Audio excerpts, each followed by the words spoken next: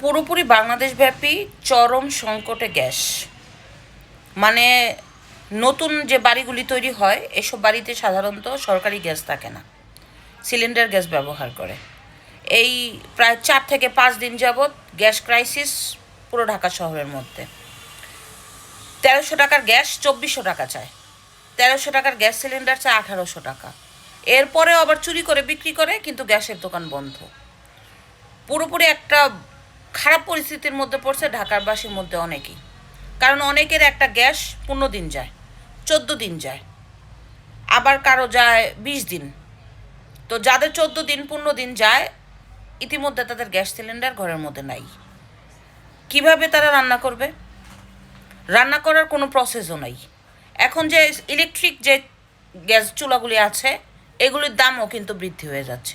5,000 টাকা ইলেকট্রিকের চুলা এখন 6,000 7,000 টাকা, আর একটু ভালো মানেরগুলি বাড়াই দিছে 3 থেকে 4 হাজার টাকা। কি একটা খারাপ পরিস্থিতি!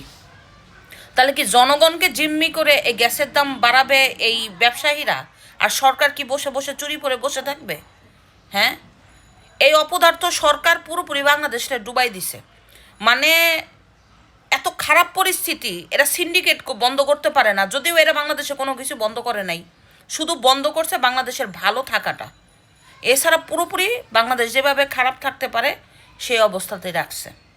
গ্যাস সিলিন্ডারে মানুষের অবস্থা শোচনীয়। কিভাবে রান্না করবে? গ্যাস সিলিন্ডার পাচ্ছে না। অনেকের বাড়িতে ছোট ছোট বাচ্চা আছে।